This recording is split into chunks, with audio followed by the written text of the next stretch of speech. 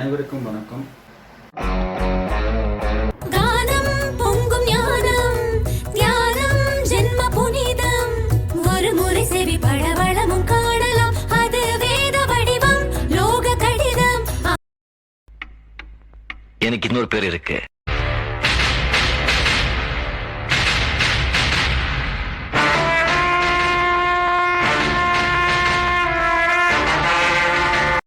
வேத வடிவம் எனக்கு இன்னொரு பேர் இருக்கு. அனைவருக்கும் வணக்கம். டேக் பண்ணி சப்ஸ்கிரைப் பண்ணி வைங்க அப்படின்னு சொல்லி தாழ்மையாக கேட்டுக்கொள்கிறேன்.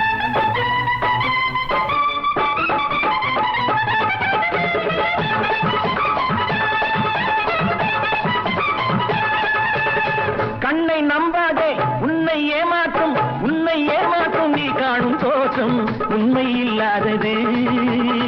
அறிவை நீ நம்பு, உள்ளம் தெளிவாகும், அடையாளம் காட்டும் பொய்யே சொல்லாதது. நமது தேவையே பிறருடைய நன்மைதான்.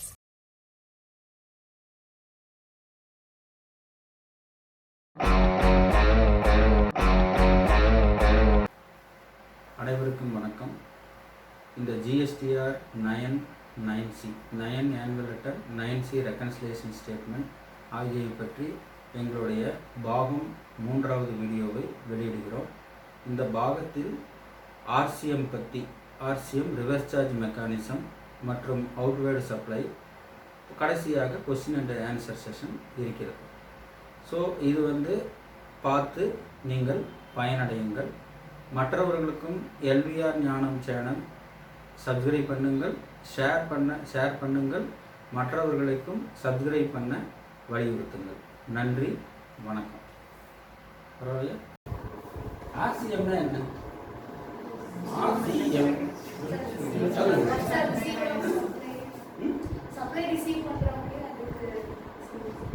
நார்மலி இன்கம் டேக்ஸ் யார் கட்டணும்? GST யார் கட்டணும்? பதில் எல்லாமே தப்பா வரும் பாரு. இன்கம் டேக்ஸ் யார் கட்டணும்? இப்போ ரமணி சம்பாதிக்கிறான்னு வச்சுக்கணும். இன்கம் டேக்ஸ் யார் கட்டணும்? ரமணியோட இன்கத்துக்கு நான் தான் கட்டணும். நான் GST கட்டணும்னா யார் கட்டணும்? Direct indirect. அப்போ income tax is out of my pocket, GST is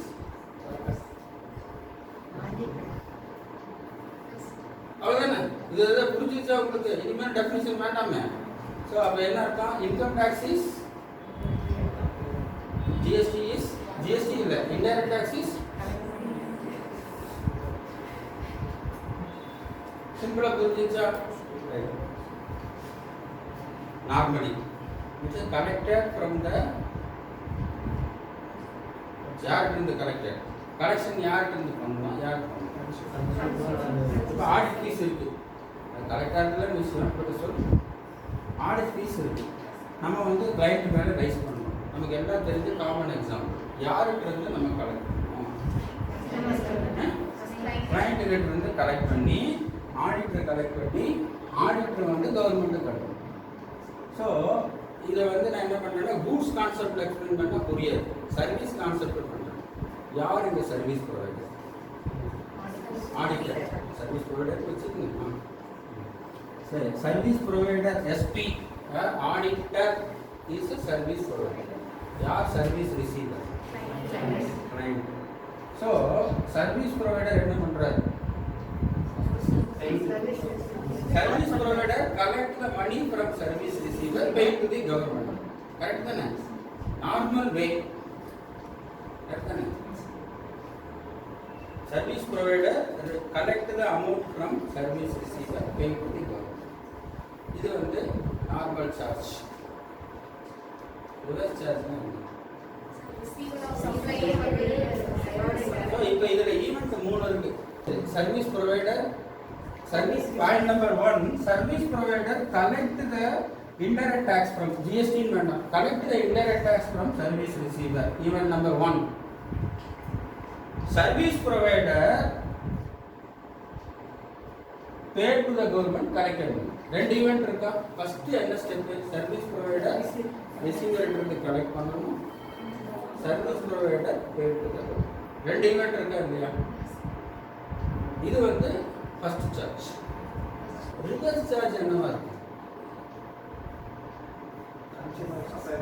Reverse charge, first charge வந்து service provider collect the money from service receiver and pay to the government. It is normal way. Reverse way என்ன? இல்ல அப்போ reverse wayனா service receiver collect from service provider pay to the government. இல்ல இது வர ஏன்னா இது முக்கியமான பாயிண்ட். சர்வீஸ் ஃபர்ஸ்ட் சார்ஜ் நீங்க சொன்னீங்க sir, service provider collect the money from service receiver pay to the government. நாங்க ஒத்துக்கிறோம் சார், பரவாயில்ல. ரிவர்ஸ் சார்ஜ்னா service receiver collect from service provider pay to the government. அது பேர் என்ன? First reverse charge. அது ரிவர்ஸ் சார்ஜ் இல்ல, கரெக்ட் தானே? First reverse charge. So RCM என்ன?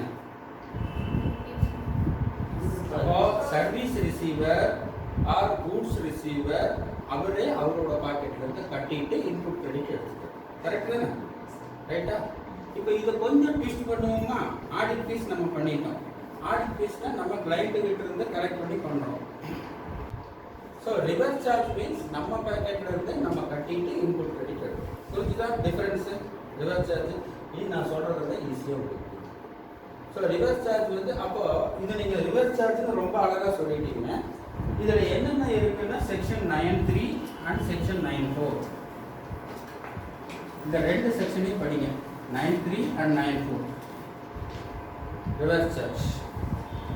அது செக்ஷன் ரெஃபரன்ஸ் மீதி பிராக்டிகலா எக்ஸ்பிளைன் பண்றேன்.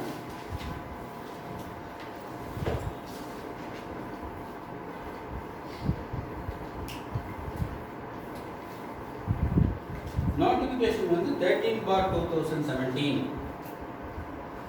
சிடி ஐடி இருக்கு. 13/2017 எடுத்தீங்கன்னா அது நிறைய லிஸ்ட் இருக்கும்.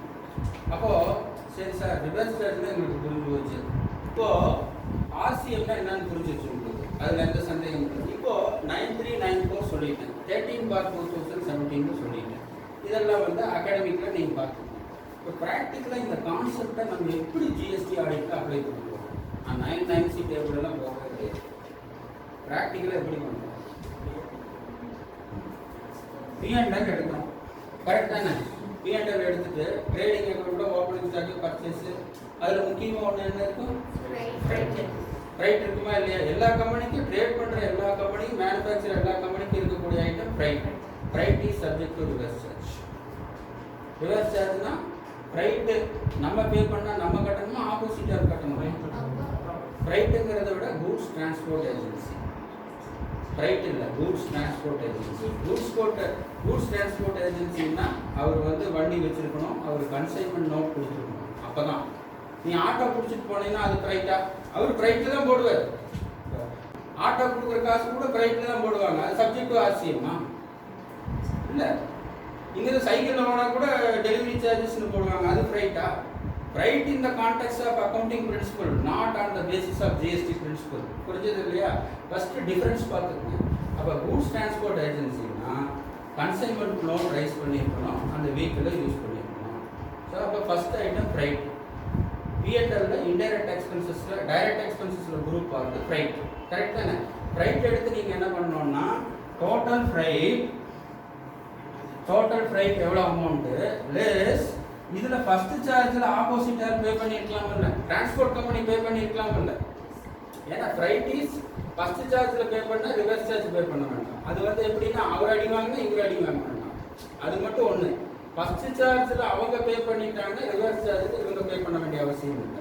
அப்போ ஃப்ரைட்டோட டோட்டல் அமௌண்ட் எடுத்து அதுல எந்தெந்த கம்பெனி எல்லாம் ஜிஎஸ்டி அவனே ஃபர்ஸ்ட் சார்ஜ்ல பே பண்றாங்கன்னு பிரிக்கணும். புரிஞ்சது இல்லையா? அப்போ அது எப்படி கண்டுபிடிக்கிறதுனா அவங்களோட பில் இருந்ததுன்னா அதில் ஜிஎஸ்டி கன்சைன்மெண்ட் நோட் இருந்ததுன்னா அதில் கலெக்ட் பண்ணியிருக்கானா இல்லையான்னு பார்க்கணும். கலெக்ட் பண்ணலன்னா அவன் பே பண்ணலன்னு அர்த்தம், கலெக்ட் பண்ணியிருந்தானா அவன் பே பண்ணியிருக்கான்னு அர்த்தம். அப்போ டோட்டல் ப்ரைஸ்லேருந்து அதர் பார்ட்டி ஃபர்ஸ்ட் சார்ஜில் பே பண்ணுறதை ரிமூவ் பண்ணணும். 750 கீழே இருக்கிறது ரிமூவ் பண்ணணும்.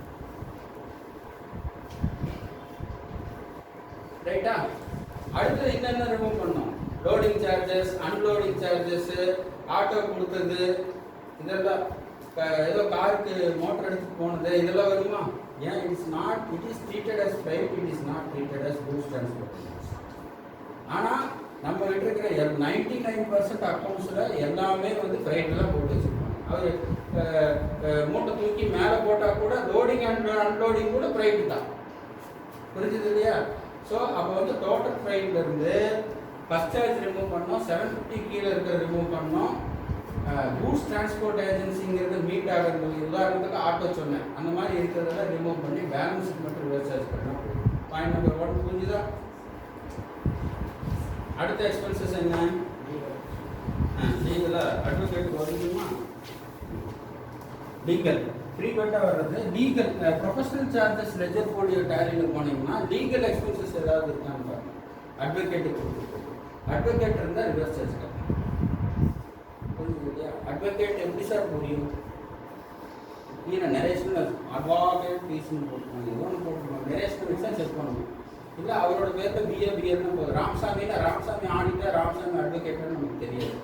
ஸோ அதனால் நான் என்ன சொல்கிறேன், professional and consultancy charges polio எடுத்து அதில் லீகல் சார்ஜஸ் எதாவது இருக்கான்னு பாருங்கள். ஒரு பெரிய அமௌண்ட் இருந்தால் அந்த வவுச்சரை வாங்கி பாருங்கள். அவர் ஆடிட்டர் ராமசாமி சிஏவா கம்பெனி செக்ரட்டரியா அட்வொகேட்டான்னு தெரியாதுல்ல. ராமசாமி சார்ட்டர்ட் அக்கௌண்டன்ட் கம்பெனி செக்ரட்டரியா இருந்தால் ஃபஸ்ட் சார்ஜ். ஆனால் ராமசாமி கம்பெனி செக்ரட்டரி சார்ட்டர்ட் அக்கௌண்டண்டாக இல்லாமல் அட்வொகேட்டாக இருந்ததுன்னா சார்ஜ். புரிஞ்சுது இல்லையா? ஸோ அதனால் ப்ரொஃபஷனல் ஃபீஸ் எடுத்துகிட்டு அதில் செக் பண்ணுங்க. ஒருவேளை இந்த பேரை வச்சு டிசைட் பண்ண முடியல அப்படின்னு சொன்னால் அந்த வவுச்சரை வாங்கிப்பாங்க. சரியா? லீகல் சார்ஜஸ்க்கு 18% ரிவர்ஸ் சார்ஜ் வரும். அடுத்தது என்ன ரிவர்ஸ் சார்ஜஸ்?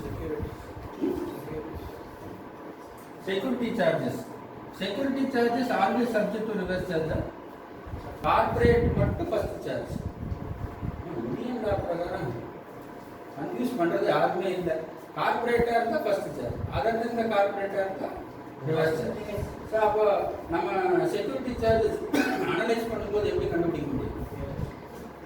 அதிலே நம்மளுக்கு பிரைவேட் கம்பெனிகள் சங்கடப்பட்டு அடிக்காமல் இருக்கிறோம் பார்த்து. கரெக்ட் தானே? புரிஞ்சுது இல்லையா? Security charges is subject. அடுத்தது government service, ROC. Government service இருக்குங்க.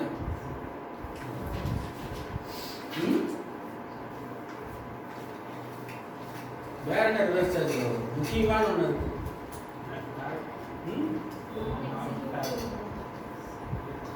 நான் எக்ஸிக்யூட்டிவ் டைரக்டர். அது எப்படி நான் எக்ஸிக்யூட்டிவ் டைரக்டர்னு கண்டுபிடிப்பீங்க? அவர் செயல்படுறதா செயல்படாதவங்க உங்களுக்கு தெரியும். தன்னிச்சையான டைரக்டர், செயல்படாதது வேண்டாம், தன்னிச்சையான டைரக்டர்.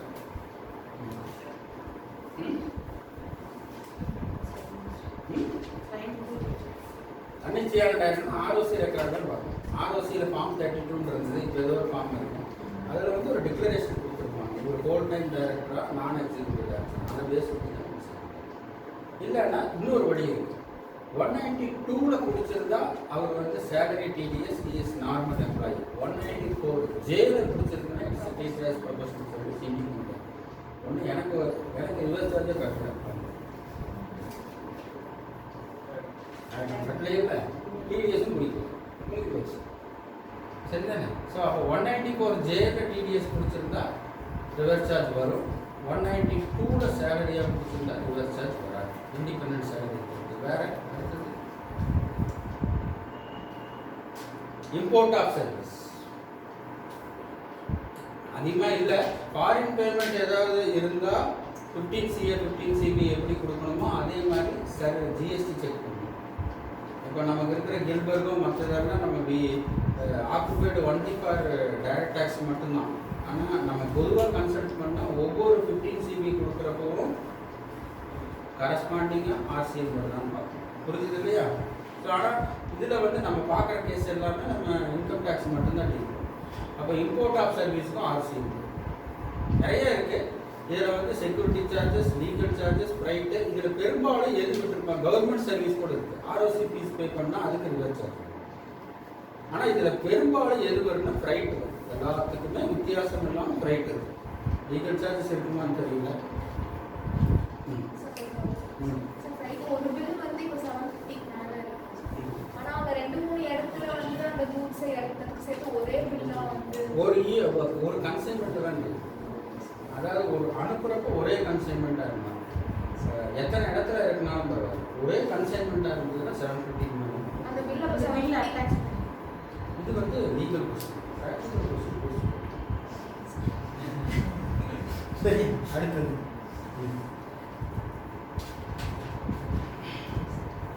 ஸோ ஐடிசியில் இன்னொரு பாயிண்ட் சொல்ல விட்டேன். பேலன்ஸ் ஷீட்டில் சங்கரி கிரெடிட்டாக இருக்குது. 180 days from the date of இன்வாய்ஸ்க்குள்ளே பே பண்ணலைன்னா ஐடிசி ரிவர்சல் பண்ணணும். 180 days from the date of invoice. Sir அழகாக தியரி எடுக்கிறீங்க, நாங்கள் எப்படி தான் பார்க்குறோம். 180 days ஒன்றும் இல்லை, டேலியில் போங்க, கிரெடிட்டர்ஸ் லெட்ஜர் போங்க, அதில் வந்து ஓப்பனிங் பேலன்ஸ் இருக்குன்னு செப்டம்பர் 30th செப்டம்பர் ஓப்பனிங்லேருந்து எடுங்க. செப்டம்பருக்கு முன்னாடி இருக்கிற அவுட்ஸ்டாண்டிங் அப்படியே க்ளோசிங் பேலன்ஸாக வந்து ஐடிசி ரிவர்சல். புரியலையா? 180 டேஸ்க்கு மேலே நம்ம செப்டம்பரே வச்சுக்குவோம். 181 182 இருக்குது, பரவாயில்ல. 30th செப்டம்பர் ஓப்பனிங் பேலன்ஸ் தேவையில்லை. Transaction during the month debit credit closing balance. அப்படியே 30th செப்டம்பரில் இருக்கிற என்ன க்ளோசிங் பேலன்ஸ் இருக்கோ இந்த ப்ளஸ் மைனஸ் இருக்கிறத விட ஜாஸ்தி அதே க்ளோசிங் பேலன்ஸ் இருந்தால் என்ன அர்த்தம்?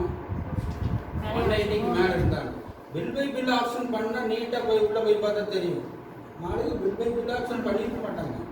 அதனால் இப்படி தான் பார்க்கணும். ஸோ 190 டேஸ்க்கு மேலே போனால் ஏற்கனவே எடுத்த ஐடிசியை வந்து ரிவர்ஸ் பண்ணணும், பே பண்ணலன்னா. அப்புறம் ஐடிசியில் வேறு என்ன பண்ணணும்? அவ்வளோதானே. அவுட்வர்ட் சப்ளை போயிடலாமா? இது ஓரளவுக்கு ரிவர்ஸ் சார்ஜ் புரிஞ்சிச்சா? ரிவர்ஸ் சார்ஜ் அவன் கூட்ஸ் இருக்குது, ஆனால் கூட்ஸ் நமக்கு வரல. விவசாயிகிட்ட வாங்கினா ரிவர்ஸ் சார்ஜ். அவுட்வர்ட் சப்ளை என்ன?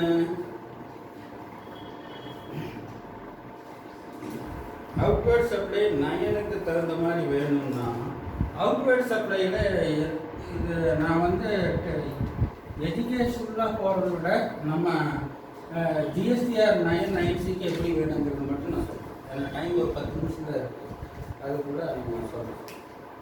ஜிஎஸ்டிஆர் 990 கான்டெக்ஸ்டில் தான் எடுக்கிறேன். அது மட்டுமே அவுட்வேர்ட் சப்ளை இல்லை. சப்ளை அவுட்வேர்ட் சப்ளை எப்படி பிரிக்கலாம்? ஒரு சப்ளை இன்ட்ராஸ்டேட் இன்ட்ரஸ்டேட் நம்ம எடுக்கலாம். அதாவது நீங்கள் பார்த்துக்கணும். ஒரு அவுட்வேர்ட் சப்ளையை எப்படி பிரிக்கலாம்? ஜிஎஸ்டி கண்ணோட்டத்தில் இல்லை. குட்ஸ் ஆர் சர்வீஸ் ஒன்றும் இல்லை, ரெண்டுமே ஒன்றா இருந்துச்சு. B2B B2C பிரிக்கலாம்.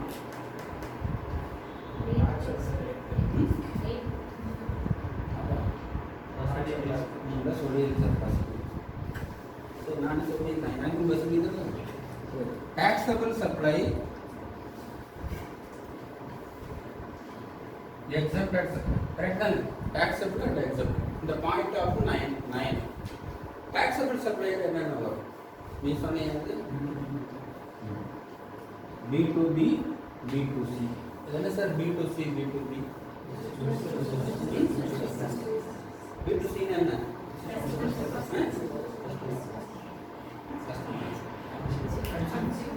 Consumer. End user. அப்புறம் ஒரு கருத்து கன்சர்ன் சொல்ல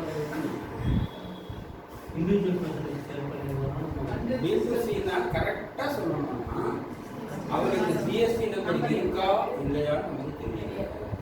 கரெக்டா? இல்லைன்னு முடிவு பண்ண முடியுமா? இருக்குது வச்சுட்டு கொடுக்காம இருக்க முடியுமா? ஸோ B2Cனா அவருக்கு ஜிஎஸ்டி நம்பர் நம்மகிட்ட கொடுக்கல.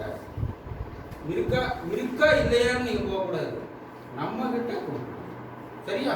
அதான B2C. ஸோ B2B இதுக்கு என்ன வித்தியாசம்? அடுத்த ஆள் வந்து பாக்கெட்டில் எடுத்துருவார், இன்புட் கட்டிட்டு இவர் எடுக்க மாட்டார். அதானே சொல்றீங்க? கரெக்ட் தானே? இது வந்து ஐடிசி எடுத்துருவார், இது வந்து ஐடிசி எடுத்துருவார். கரெக்ட் தானே? அடுத்தது சரி B2C, B2B எது ரிஸ்கி ப்ரொபோர்ஷன்?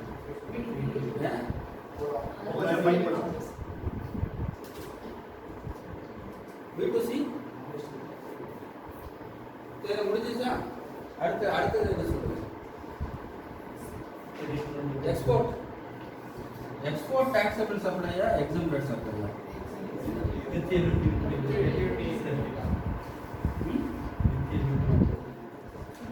இதுலயும் சேர்த்துலாமா? அதுலயும் சேர்த்துலாமா? ரெண்டுலையும் சேர்த்துக்கலாம். பரவாயில்ல. எதுல சேர்த்துக்கலாம்? எக்ஸ்போர்ட் டர்ன் ஓவர் டாக்ஸபிள் சப்ளைல சேர்த்துக்கலாமா, எக்ஸம்ப்டட் சப்ளைல சேர்த்துக்கலாமா, பரவாயில்ல ரெண்டு சேர்த்துக்கலாமா? ரெண்டு சேர்த்திக்கலாம். ஆனால் கண்டிஷன் மாறுபடும். கரெக்ட் தானே? எக்ஸ்போர்ட் சப்ளை எக்ஸாம்பிள்னா என்ன வேணும்? எல்யூடி வேணும். கரெக்ட் தானே? லெட்டர் ஆஃப் அண்டர்டேக்கிங் இருந்தால் இட்ஸ் எக்ஸாம்பிள். கரெக்ட் தானே? எல்யூடி வேணும்.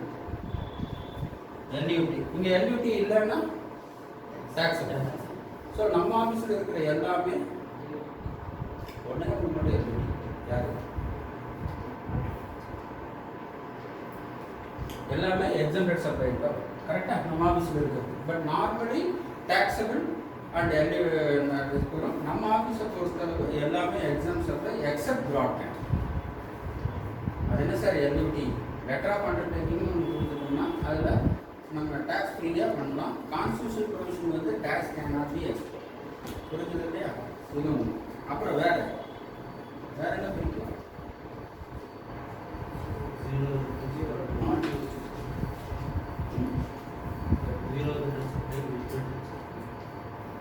டீப்டு எக்ஸ்போர்ட் இருக்கு, அதெல்லாம் வேண்டாம். அடுத்தது வந்து இப்போ இந்த சப்ளைல வந்து அட்வான்ஸ் இன்க்ளூட் ஆகுமா ஆகாதா?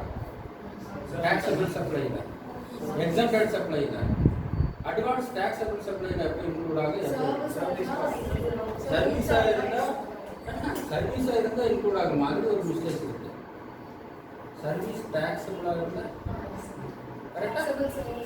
So advance receive for taxable service, advance receive for exempted service taxable இல்லை, எக்ஸம்ப்ட். கரெக்ட் தானே? அட்வான்ஸ் ரிசீவ் ஃபார் குட்ஸ் சப்ளையே இல்லையா? சப்ளையும் மதிக்கிறது இல்லை, வேண்டாம். Advance for service for exempted service is exempt தான். Advance for taxable service is taxable. So அப்போ இங்கே வந்து இதெல்லாம் பிஎன்எல் ஐட்டம் வந்துருச்சு, இது பேலன்ஸ் ஷீட் ஐட்டம் உள்ள வந்துருச்சு. அடுத்தது வேற நானும் இருக்கா? சரி ஒன்று. இப்போ அடுத்த கன்க்ளூடிங் ரிமார்க்ஸ். இப்போ இந்த சப்ளைல வேல்யூ அப்படியே இருக்குமா, சேஞ்ச் வரலாம்? ஒரு இன்வாய்ஸ் ரைஸ் பண்ணுறோம், 100 ரூபாய்க்கு இன்வாய்ஸ் ரைஸ் பண்ணுறோம். நம்ம வழக்கமான உதாரணம் 100 ரூபா தான், நமக்கு சௌகரியமாக இருக்குது. 100 ரூபா இன்வாய்ஸ் வந்து அவுட்வேர்டு சப்ளையர் ஒருத்தருக்கு ரைஸ் பண்ணுறாரு பர்ச்சேஸ். இந்த 100 ரூபா வேல்யூ வேத சாஸ்திரம் மாதிரி நிரந்தரமா இல்லை சேஞ்ச் ஆகலாம்? சேஞ்ச் ஆகலாம். அது என்னவா இருக்கலாம்? 100 ரூபா வந்து 100 ரூபா அப்படியே இருக்கலாம். 100 ரூபா பின்னாடி 80 ரூபா ஆகலாமா, 120 ரூபா ஆகலாமா? சரி, அது காரணங்கள் வேற. ஆக முடியுமா, ஆக முடியாதா? ஒரு இன்வாய்ஸ் ரைஸ் பண்ணிட்டேன், ஒரு இன்வாய்ஸ் வந்து 100 ரூபான்னு ரைஸ் பண்ணிட்டேன். சப்சிக்வெண்டா இந்த வேல்யூ வந்து 80 ரூபா ஆகுது. எப்போ 80 ரூபா ஆகுதுன்னு சொல்லுங்க, சும்மா சொல்லுங்க. நம்ம அனுப்பிச்சது டிஃபெக்டிவாக இருக்குது, அவருக்கு ஆகலை, நமக்கு திருப்தி இல்லைங்கிறாரு.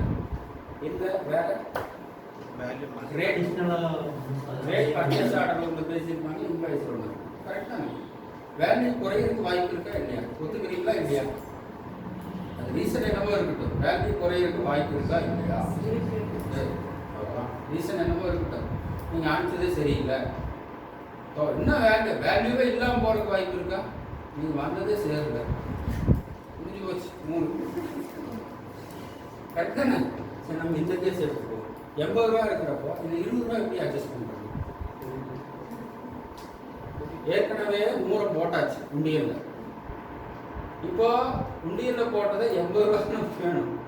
ஏற்கனவே இருக்கிற போட்டோ அழிச்சு மாற்றிடலாமா? இன்வாய்ஸ் மாற்ற முடியுமா? கிரெடிட் நோட் போடும். கரெக்ட் தானே? கிரெடிட். அப்போ ஏற்கனவே இருக்கிற 100 ரூபாயை அடிக்க முடியாது. ஏன்னா அந்த இன்வாய்ஸை கிழிச்சு போட்டு 80 போட்டுடலாமா? முடியாது. ஏன்னா வெப்சைட் கேட்டால் போயாச்சு. இப்போ இந்த 20 ரூபாய்க்கு நம்ம என்ன பண்ணுவோம்? கிரெடிட் நோட்டு ரைஸ் பண்ணுவோம். கரெக்ட் தானே? கிரெடிட் நோட்டுக்கு என்ன டைம் பண்ணுவோம்?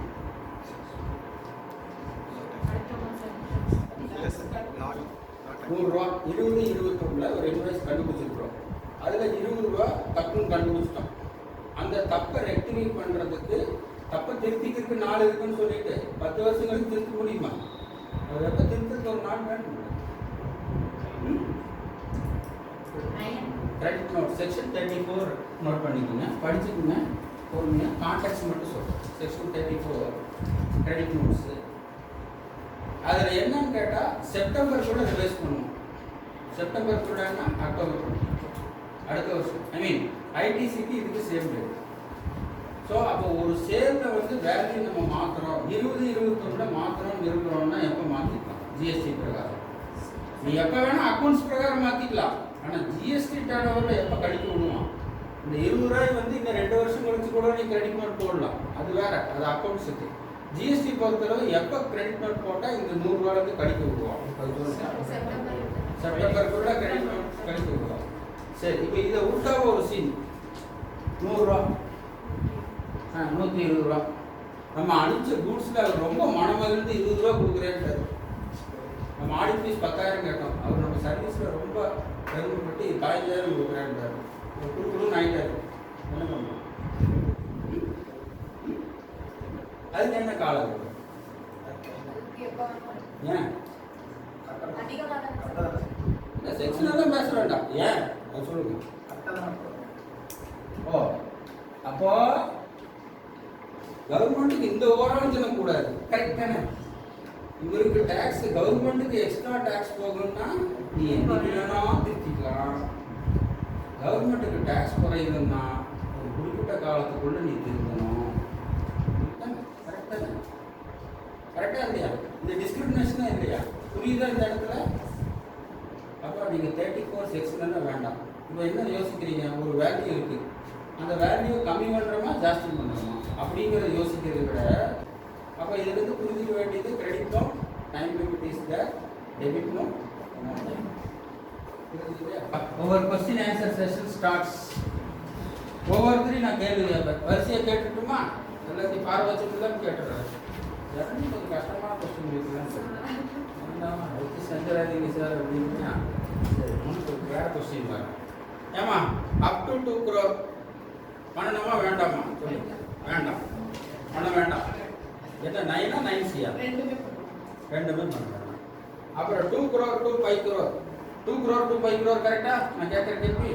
சரி சார், 2 crore 1 பைசா 25 நான் வந்துட்டேன். ரைட், சொல்லுங்க. 2 crore 5 crore என்ன பண்ணணும்? 9 மட்டும் பண்ணணும். 9C பண்ண வேண்டாம். Right, exceeds 5 crore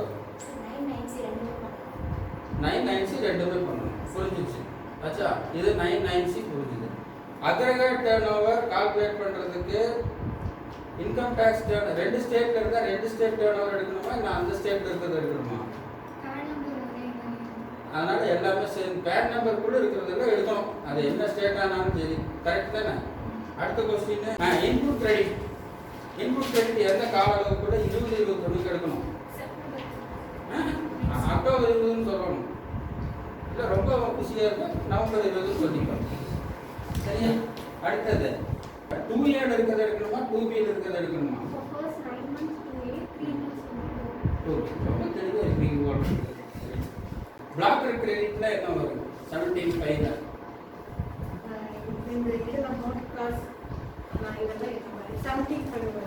17.5 ineligible credit of block credit. இதுக்கு கிடைக்கவே கிடைக்காது.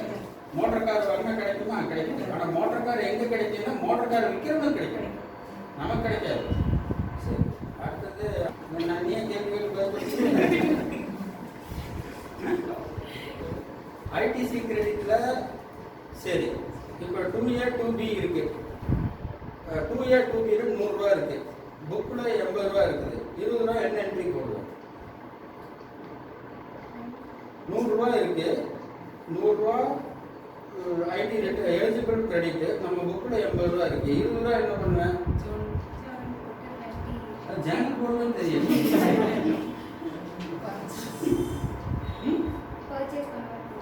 ஸோ டெபிட் கிரெடிட் பர்ச்சேஸில் பண்ணிடுவேன். ஈவன் எக்ஸ்பென்சஸில் இருந்தாலும் சரி. கரெக்ட் தானே? ITC credit. அடுத்தது என்ன? Outward supply. ஆர்சிஎம் இல்லை? ஆர்சிஎம்ல என்னென்னலாம் வருமா சொல்லுமா? எடுத்து சட்டத்துக்கு போயிட்டு அப்புறம் முக்கியமான நோட்டு போட்ட ரைட்டு, வெஹிக்கிள் சார்ஜஸ், அப்புறம் செக்யூரிட்டி, அப்புறம் இம்போர்ட் ஆஃப் சர்வீஸ். கரெக்டு தானே? இது ரைட்டா? ஸோ இதுதான் வந்து ஆர்சிஎம்ல டைரக்டர் வேறு அடிக்கடி இப்படி கொடுத்துருவாரு. சரி, ஆர்சிஎம் அடுத்தது வந்து செக்யூரிட்டி சார்ஜஸ்க்கு கார்பரேட்டுக்கு ஆர்சிஎம்மாக ஃபர்ஸ்ட் சார்ஜா? ஸோ கார்பரேட்டை தவிர இருக்கிறவங்களுக்கு தான் ஆர்சிஎம் வரும். கரெக்ட் தானே? ஆடிட் ஃபீஸுக்கு ஃபர்ஸ்ட் சார்ஜா ரிவர்ஸ் சார்ஜா? ஃபர்ஸ்ட் பண்ணுவோம் நாங்கள். ஆடிட் ஃபீஸ் ஃபஸ்ட்டு தெளிவாக தெரியும். அடுத்தது இன்னும் கொஸ்டின் அவுட்வேர்ட் சப்ளையா? சரி, எக்ஸ்போர்ட் டேக்ஸ் ஆகுமா டேக்ஸ் ஆகாது? உனக்கு அது அப்படியே வந்து சார் எக்ஸ்போர்ட் டாக்ஸ் டேக்ஸ் ஆகுமா ஆகாதா? திரும்பி கேட்குறேன். வடிவேல வேண்டிக்கணுமா? ஆனால் ஆகாது. உண்மை பதில் அதுதான் நான் சொல்கிறேன். ஆகும் ஆகாது. எக்ஸ்போர்ட் பதில் ஆகும் ஆகாது. ஏன்னா இது சிறிய உண்மையாகவே பதில் ஆகும். எப்போன்னா எல்யூடி இல்லைன்னா எக்ஸ்போர்ட் டேக்ஸ் ஆகும், எல்யூடி இருந்தால் ஆகாது. பதில் வந்து கரெக்டான பதில். நான் கேட்டது எக்ஸ்போர்ட் டேக்ஸ் ஆகுமா ஆகாதான்னு. நீ சொல்ல வேண்டிய பதில் ஆகும்னு சொன்னாலும் தப்பு, ஆகாதுன்னு சொன்னாலும் தப்பு. நம்ம இன்ஸ்டியூட் கைட்லைன்ஸ் பிரகாரம் நான் போகிறேன். ஆகும் ஆகாது அப்படின்னு சொல்கிறேன். கரெக்டா? Export sales. அப்புறம் வந்து கிரெடிட் நோட் கேட்டுருவோம். கிரெடிட் நோட்டை எந்த கால அளவுக்குள்ள 2021 இருக்குது. அதில் வேல்யூ நம்ம குறைக்கணும். கிரெடிட் நோட் எந்த பீரியடுக்குள்ளே இஷ்யூ பண்ணுறோம்? November September legal time November 20க்குள்ள நம்ம பண்ணிக்கலாம். அடுத்து டெபிட் நோட் எப்போ ரைஸ் பண்ண முடியும்? எப்போ வேணால் பண்ணிக்கலாம். ஐடிசி ரிவர்சல் எத்தனை நாளைக்குள்ள பேமெண்ட் கொடுக்கவில்லை என்றால் ரிவர்ஸ் பண்ணணும். ஒரு கிரெடிட் ஆசிட் பர்ச்சேஸ் பண்ணுறோம்ப்பா, அவருக்கு பேமெண்ட் பண்ணல. பேமெண்ட் பண்ணலன்னா எத்தனை நாள் மட்டும் பொறுத்து இருந்து ரிவர்ஸ் பண்ணணும்? 180 days from the date of அந்த டேட் ஆஃப் ரிட்டர்ன்னு சொல்லுவாங்க. From the date of invoicing. Right. தமிழர்ஸ்க்கு என்ன கொடுக்குறாங்க? ரொம்ப டஃப்பான கொஸ்டின் கொடுக்குமா? ஸோ நம்ம இன்கம் டேக்ஸ் இப்போ மாட்டி விட்ட பார்க்கலையா? இன்கம் டேக்ஸ் டேர்ன் ஓவர்லேருந்து ஜிஎஸ்டி டேர்ன் ஓவர் என்னென்ன இன்க்ளூட் பண்ணோம்? இன்கம் டேக்ஸ் டேர்ன் ஓவர் இருக்கு. அதுலேருந்து ப்ளஸ் எல்லாம் சொல்லு. சேலரி எடுக்க வேண்டாம், நியூட்ரல். ரைட். ஹவுஸ் ப்ராப்பர்ட்டி வந்து ரெசிடென்ஷியலாக இருந்தால் எக்ஸாம்பிள், கமர்ஷியலாக தான் டாக்ஸ் எடுக்கணும். ரெண்டு சப்ளைட் எடுக்கணும். ரைட். அடுத்து பிஜிபி இன்கம் அது எடுத்துடலாம். அடுத்து கேபிட்டல் கெயின் வந்து ரிமூவ் ப்ராப்பர்ட்டி வந்து எடுக்கிறது. ரிமூவ் ப்ராப்பர்ட்டி தான் இன்னும் அசட் பார்த்துட்டு அது எடுக்கணும். அது சொல்ல காமிக்கணும். சப்ளை தான் example interest. Interest is a supply but example supply. ஆனால் அந்த 2 crore 5 crore இதுக்குன்னா நம்ம எடுக்கணும். ரைட். Very good. கார்த்திக் நீங்கள் கொஞ்சம் கேட்கலாம். என்ன கேட்கலாம்? யாராவது பக்கத்தில் போட்டுருங்க. சரி, 16(2)A ஐடிசி கிரெடிட் என்னைக்கு நோட்டிஃபை ஆகுது? ஜனவரி. நேற்று நோட்டிஃபை பண்ணிருக்காங்க. எப்போ நோட்டிஃபை எப்போன்னு கேட்டேன். எப்போ நோட்டிஃபை பண்ணியிருக்காங்க, எப்போ எஃபெக்டிவ் வருது? நோட்டிஃபை பண்ணது எப்போ, எஃபெக்டிவ் எப்போ? சரி, எஃபெக்டிவ் வந்து ஜனவரி 2020. அது எப்போ நோட்டிஃபை பண்ணுறாங்க, எப்போ எஃபெக்டிவ் வருது? நம்ம என்ன பண்ணுவோம்? நோட்டிஃபை பரவசப்பட்டு ஜனவரி எழுதி வச்சுருக்கோம். கரெக்ட் தானே? ரைட். அடுத்தது சீனியர்கிட்ட கொஞ்சம் கொஸ்டின் லிஸ்ட்டே பண்ணணுமே. என்ன பண்ணலாம்? ஜிஎஸ்டி ஆடிட் தேவையா வேண்டாம்? வருவாங்க.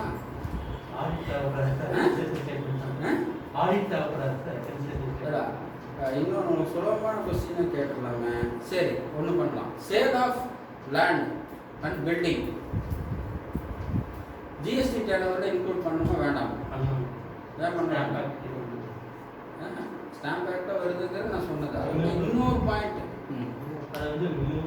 Immovable property is out side. சரி, பில்டிங் வந்து இம்மூவபிள் ப்ராப்பர்ட்டியோ மூவபிள் ப்ராப்பர்ட்டியோ? அப்படிங்கிறியா? இது இல்லை, இது இருக்குது, இதெல்லாம் கட்டி எடுத்து வச்சிடலாம். So building construction anything attach to land is AC வந்து இம்மூவபிளாக இல்லையா? ஏன் மூவபிள்? சாஃப்ட்வேர் கூட கட்டி அடுத்த ரூமில் வச்சுருவீங்க, அதானே? இந்த லைட் மூவபிளா இம்மூவபிளா? மூவ்பிளா இம்மூவ்பிளா எப்படி கட்டி வேற எங்கேயாவது போட்டுடலாம். உள்ள இருக்கிற சுவிட்ச் வந்து மூவ்பிளா இம்மூவ்பிளா? நான் இல்லை லைட்டு சொன்னேன், ஏசி சொன்னேன். உள்ள இருக்கிற அந்த ரவுண்டாக போகுது வயரிங் எல்லாம் இம்மூவ்பிளா? அதை சொல்கிறேன். இதை வச்சு நான் உங்களுக்கு சொல்கிறேன். மூவ்பிளா இம்மூவ்பிளா? இங்கேருந்து எடுத்து வேற இடத்துல வைக்க முடியுமா? அது முடியாது. அப்போ அதோட ஒட்டி அதோட அப்படியே ஐக்கியமாகி போச்சு. கரெக்டு தானே? அப்போ இது வந்து ரிமூவபிள். ஸோ அப்போ எலக்ட்ரிசிட்டி வந்து நீ என்ன சொல்கிற? ஃபேன் இஸ் மூவபிளா இம்மூவபிளா? ஏன் மூவபிள்னு சொல்கிறேன்? வேற எங்கேயாவது பண்ணிக்கலாம். ஏசி மூவபிளா இம்மூவபிளா? லைட்டு மூவபிளா இம்மூவபிளா? இந்த சுவிட்சு அது அந்த சைக்கிளில் நிறைய சுவிட்ச் இருக்குது. மூவபிளா இம்மூவபிளா? படப்படப்பு போடாதடா சொன்னேன். அது மூவபிளா இம்மூவபிளா?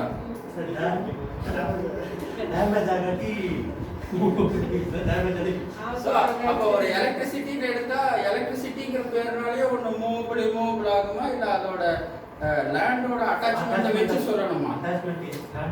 லேண்டோட அட்டாச்மெண்ட் இருக்கணும், அதோட பிரிக்க முடியாமல் இருக்கணும். கரெக்டு தானே? இப்போ நீங்களும் ஃப்ரெண்டுக்கு இருக்கீங்களா, பிரிக்க முடியாமல் இருக்கிறீங்களா? அதெல்லாம் அப்படித்தான் இல்லையா? இப்போ இந்த டப்பா இருக்குது மேலே, இந்த மூவபிளா இம்மூவபிளா?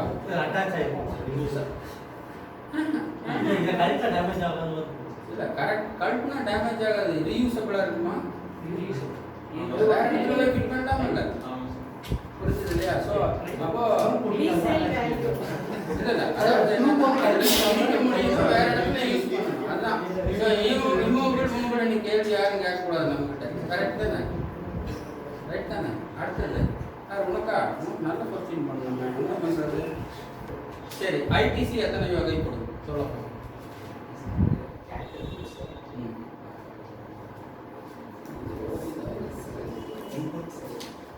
இப்போ நம்ம ஜிஎஸ்டிஆர் 9ல எது கம்பல்சரியாக காமிக்கணும், எது ஆப்ஷனலாக காமிக்கப்படுவாங்க? ஐடிசி எத்தனை வகைப்படும்? அதில் எது கம்பல்சரியாக தனியாக காமிக்கணும், எது காமிச்சாலும் பரவாயில்ல, இல்லை டோட்டலாக காமிச்சாலும் பரவாயில்ல?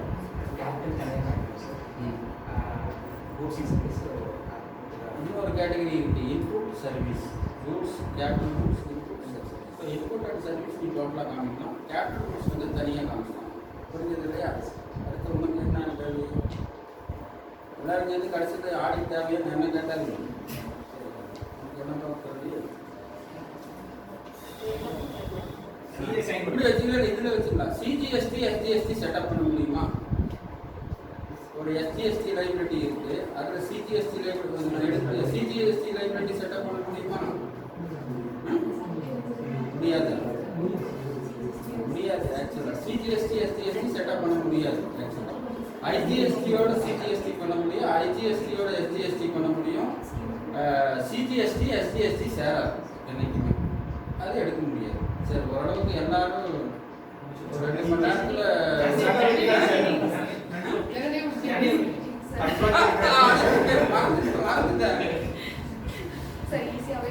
ஈஸியாகவே கேளுங்க. எதாவது வச்சு செஞ்சாதீங்க. என்ன கேள்வி கேட்கலாம்? ஏதோ த்ரோ சம் லைட்ஸ்.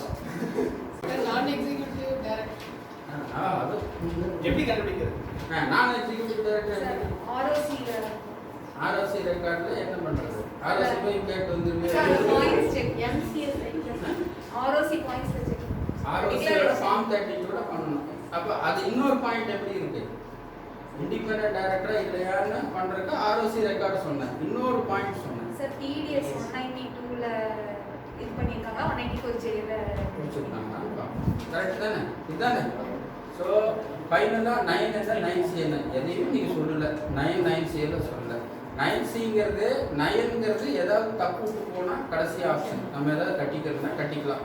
இன்புட் டெக்ஸ் தவறுதலாக எடுத்திருந்தாவோ இல்லை அவுட்வேர்ட் சப்ளை விட்டு போட்டிருந்தாவோ கட்டிக்கலாம். 9C வந்து இன்கம் டேக்ஸ் டர்ன் என்ன ரிப்போர்ட் பண்ணியிருக்கோம், ஜிஎஸ்டி டர்ன் என்ன ரிப்போர்ட் பண்ணியிருக்கோங்கிறது ஒரு ரெக்கன்சிலேஷன் ஸ்டேட். சரியா? இதில் வந்து எக்ஸ்டர்னலாக என்னென்ன பார்க்கணும்னா, இன்புட் கிரெடிட்டை பொறுத்தளவு 2A 2B வெளியில் இருக்குது, அதை நம்ம அனுசரித்து தான் பண்ணி ஆகணும். அதே மாதிரி அவுட்வேர்டு சப்ளையில் 3B இருக்குது. அப்புறம் GSTR 1 இருக்குது. GSTR 1 3B 26ASல 3B ரெஃப்ளெக்ட் ஆகிருக்கு. ஸோ ஃபஸ்ட்டு வந்து என்ன பிரச்சனை, சகோதர சண்டையே பிரச்சனை. என்னடா சகோதர சண்டை, ஜிஎஸ்டிஆர் ஒன்று 3Bக்கே ஆகாது நிறைய கேஸில், கரெக்ட் தானே? 3B ஒன்று இருக்குது, ஒன்று இருக்கும். ஸோ ஃபஸ்ட்டு வந்து சகோதர சண்டையை தீர்த்துங்க, 3Bயா 1ஆ, அப்புறம் 26AS இருக்கிற 3B, அப்புறம் 26AS, அப்புறம் இன்கம் டேக்ஸ். இதெல்லாம் ஒரே நேர்கோட்டில் வரணும். இதில் நேர்கோட்டில் வரலைன்னா ரெக்கன்சிலேஷன் வச்சுக்கணும். புரிஞ்சது இல்லையா? இதெல்லாம் வந்து வெளியில் அவுட் சைடு இருக்கிற ஃபிகர். நம்ம பிரேக்கப் கொடுக்கலங்கிறது நம்ம பார்த்துக்கலாம். அப்போ ஜிஎஸ்டிஆர் 1ஓட அவுட்வேர்ட் சப்ளை 3Bயோட மேட்ச் ஆகணும். மேட்ச் ஆகலைன்னா ரெக்கன்சிலேஷன் போடணும். ரெக்கன்சிலேஷனை ஐடென்டிஃபை பண்ணி நம்ம ஆனுவல் ரிட்டர்னில் ரெஃப்ளெக்ட் பண்ணணும். Point number 1. அதே மாதிரி ஜிஎஸ்டிஆர் 3B அண்ட் ஜிஎஸ்டிஆர் 1 தவிர 26AS 3B ரிஃப்ளெக்ட் ஆகுது. அதையும் நம்ம பார்க்கணும். அதே மாதிரி இன்புட் கிரெடிட்டில் ITR 2A 2B வெப்சைட்டில் இருக்குது, அதையும் நம்ம பார்க்கணும். கரெக்டு தானே? இதெல்லாம் மனசில் வச்சுட்டு பண்ணுங்கள். இத்துடன் GST annual return 9, GST reconciliation statement 9C பற்றிய செமினார் நிறைவடைகிறது. இதில் வந்து இதை பார்த்து தங்களுடைய கருத்துக்களையும் ஃபீட்பேக்கையும் எனக்கு கமெண்ட்ஸ் மூலம் தெரியப்படுத்துங்கள்.